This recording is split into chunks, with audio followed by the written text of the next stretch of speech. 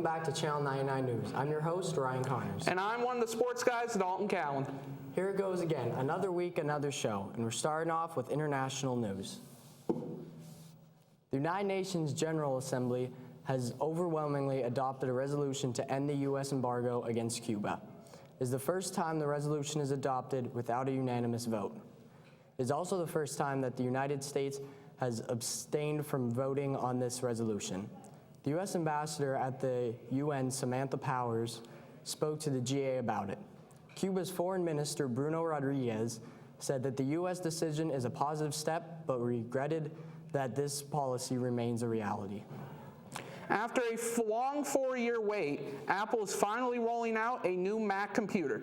Just ahead of the holiday shopping season, Apple is set to launch new 13-inch and 15-inch MacBook Pro notebooks and a redesigned iMac desktop computer. The debut is scheduled for Thursday at Apple's Cupertino, California headquarters. The new MacBook Pro is said to have better graphics, a flatter keyboard, a slimmer body, and a larger trackpad. The more affordable MacBook Air line is also scheduled for a refresh. Earlier this week, the tech giant reported an annual sales decline for the first time in 15 years. Whether the new Mac reboot will boost Apple sales remains to be seen. In regional news, Pat Toomey and Katie McGinty had their final debate on Monday night. They discussed key points such as gun control, the presidential election. Pat Toomey didn't endorse nor disown Donald Trump. The election day is set for November 8th. The Luzerne County Prison got a grant yesterday from the state's Criminal Alien Assistance Program. They said the grant will help them ease the taxpayers, and it will help them deal with the people who enter the country illegally. Too much of anything can be harmful, and according to the American Academy of Pediatrics, digital media exposure is no exception. To put down their iPad or tablet is easier said than done. But according to the American Academy of Pediatrics, too much digital media exposure can be harmful and should be limited to kids of all ages. The Academy recently put out these new guidelines for infants 18 months and younger, no screen time. For children 2 to 5 years old, 1 hour per day. And children 6 years and older, limit digital media. Kids today at the Hazleton Early Learning Center dressed up in their Halloween costumes and did a little parade around the Hazleton area high school track. They showed off their spooky side and sported their favorite costumes. And we were there to catch some interviews. Check it out. I love it. Yeah. We had a great day. We were thankful it didn't rain today and that we had a nice outcome with the parents that showed up. The children had a good time. We had a good time, so thank you for coming and interviewing. No problem. Thank you very much. You're welcome. Why do you think the parade benefits the children? It gives them something to look forward to, and we can use it as a behavior modification program. Kids love getting dressed up and just displaying their costumes, so it's more just for their benefit to make them happy. Do you think the parade gave them a safe place with everything that's been going on this year? Oh, absolutely, because we parade them on the track, and we have security out there. All the teachers are there. I'm totally confident of their safety. Do you guys plan to do the parade in future years? As long as we're able to, yes. Do you have any restrictions on the costumes? With their costumes, they are not allowed to bring any type of weapons, swords, knives, guns, things like that. Anything like that will be taken and sent to the office, and the parents have to come and pick it up. Other than that, just nothing too scary or too gory, but pretty much that's it. We do have Halloween parties in our classrooms. It is up to the teacher, what snacks they want to have come in and things like that. Some teachers buy them, some have the parents send them in. Just usually a little something at the end of the day. This day is always really crazy, but it's always really fun, and I always enjoy it every year. You're really tired when it's over, but I think it's great that the kids have fun, and we all try to get into the spirit and do what we can to, make it a fun day. Thank you for your time. Thank you. We'll be right back after the break with your favorite segments, including Tubular and For Gamers Only, so stay put.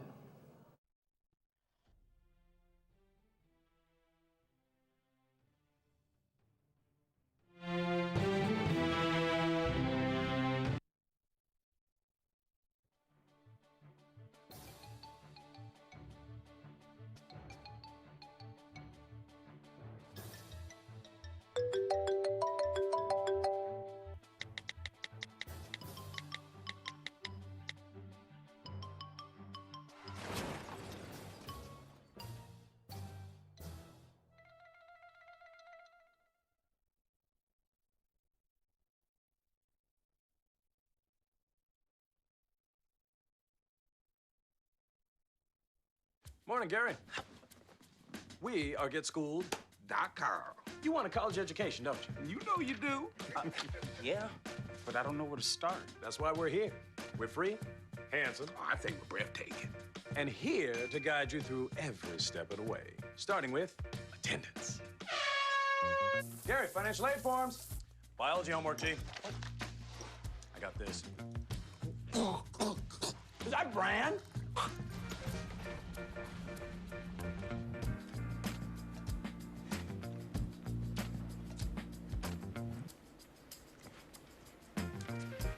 Colleges love extracurricular activities.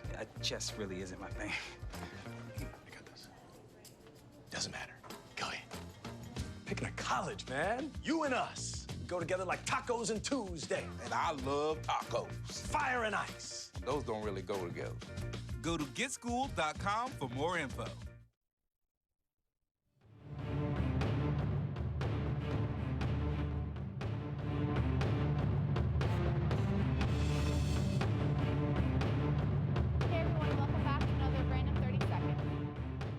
Welcome back to another Random 30 Seconds. Today's topic is about everyone's favorite pizza. Did you know that the first pizza ever made was in Greece and not Italy? Italy is where the first commercial pizza was made without any toppings. America, England, France, and Spain began to know pizza after World War II. Many European and American soldiers tasted pizza during occupation of Italian cities. Today, October, is the National Pizza Month. The pizza industry grows over $30 billion every year, and 70% of United States restaurants are pizzerias. Well, that's all the time we have for today. Thanks for watching, and I'll see you in the next week for another Random 30 Seconds.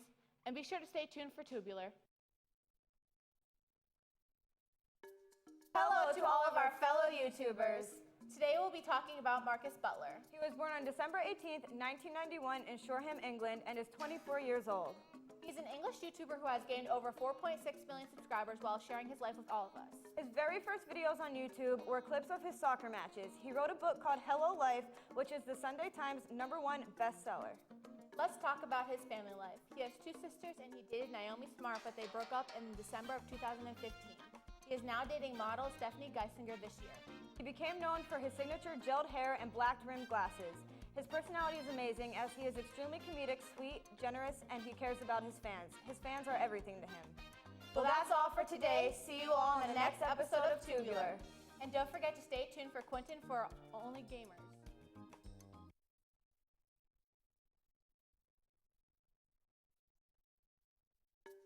Hello to all of our fellow YouTubers.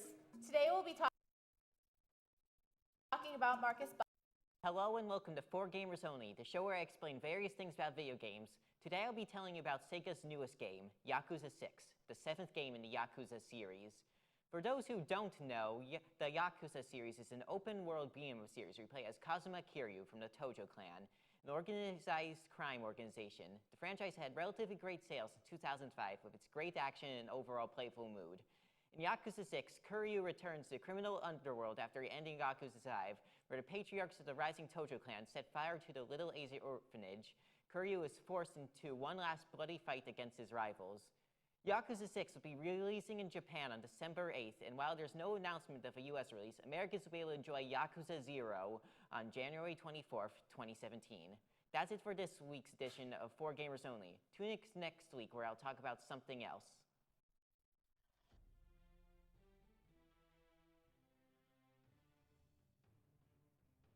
Hello and welcome to 4 Gamers Only, the show where I explain various things about video games.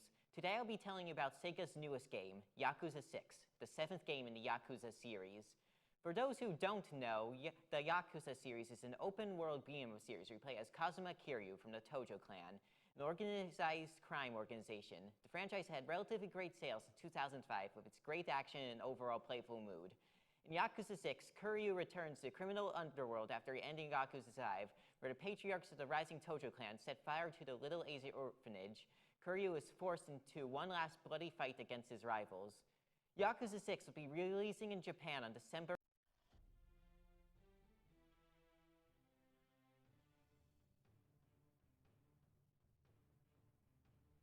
2.4 million loving cats and dogs in shelters and rescues need our help to find a home?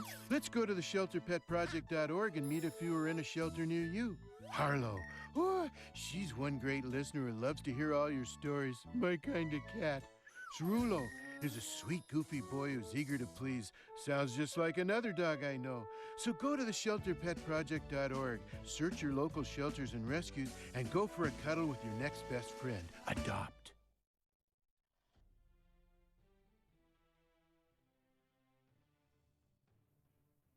You sure you don't want some? It's chamomile. Listen, you are extremely terrifying. Just the scariest undead subhuman thing on TV, and I really mean that. But I am worried that you could give my kids nightmares if they see you, so I'm gonna have to block you. So that's it. Oh, and tell the zombies they're blocked too.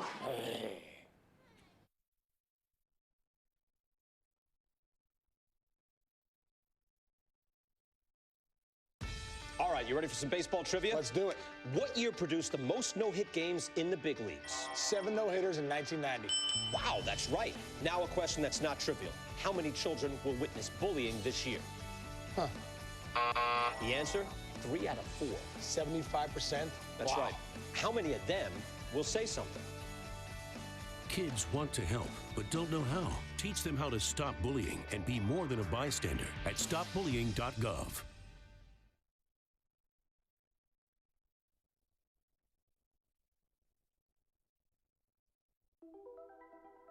Todd's a great guy. I mean, look at him. What a sweetheart.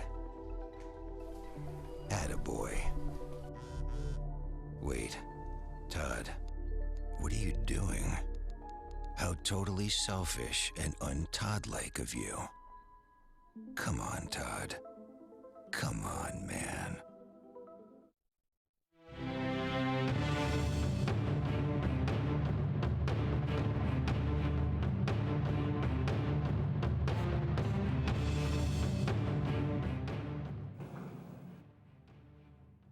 Hello guys, welcome back to BCTV Channel 99 Sports. I am Jason Rosario bringing you this week's sports predictions, breaking news, and fantasy picks. So today, I will be picking 2 NFL games and 2 college football games. Let's start with the Green Bay Packers hosting the Atlanta Falcons. I picked the Falcons to win as Julio Jones and Matt Ryan continue padding on their stats by burning the Packers secondary.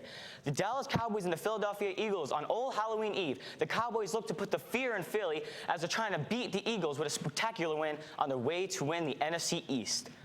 My upset of the week comes from NCAA football. Number 11 ranked Wisconsin Badgers to beat the number 7 ranked undefeated Nebraska Cornhuskers.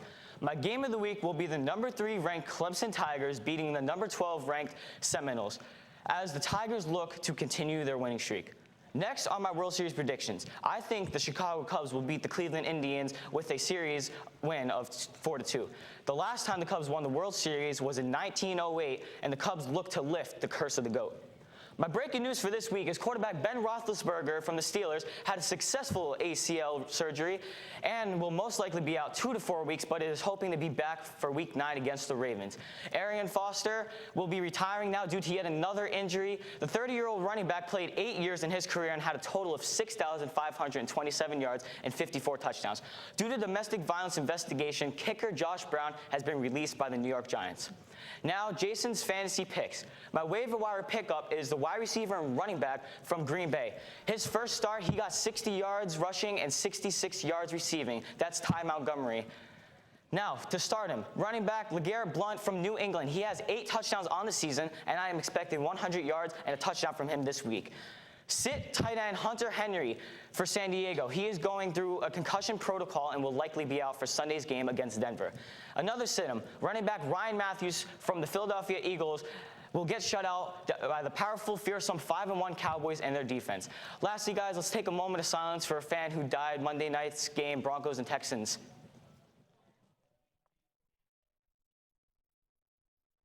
This fan, no name provided, has fell 50 feet to his death walking out of the stadium Monday night after the Broncos and Texans game. Please, guys, have a fun and safe and spooky Halloween. Now to Gabrielle Burke with the weathers after these short messages.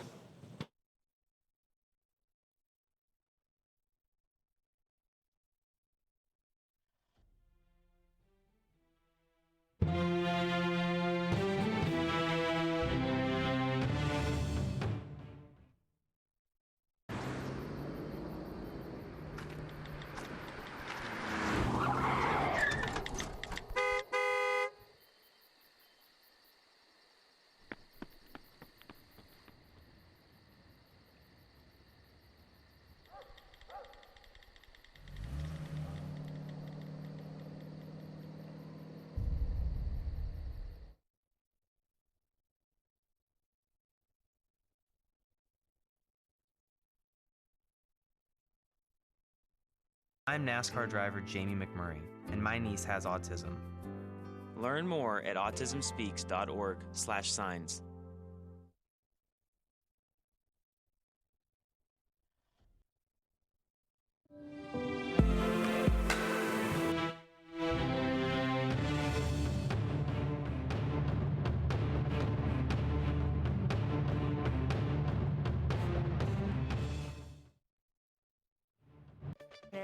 Here's your forecast for Friday, October 28th.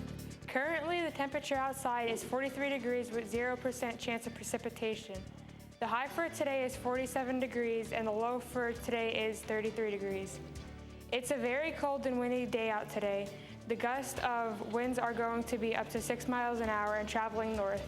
Today's photo is in front of the Career Center, and it was taken by me. The sunrise was at 7:30 a.m. and the sunset is going to be at 6:04 p.m. Today's record high temperature was 80 degrees set in 2014, and the low was 21 degrees set in 1936. That's all for today, so here's the 7-day forecast. Since it's Monday,